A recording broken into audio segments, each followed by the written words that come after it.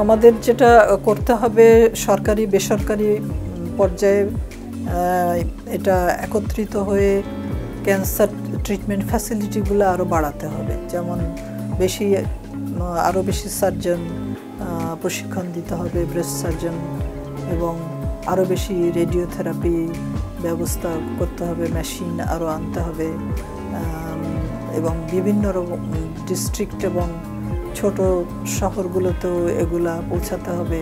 At least district পর্যায়ে cancer centre তৈরি করতে হবে, যেখানে ট্রিটমেন্ট নিতে সহজেই পেশেন্টরা পৌঁছাতে পারে, তাদেরকে কষ্ট করে এই ক্যাপিটাল সিটিতে না আসতে হয়।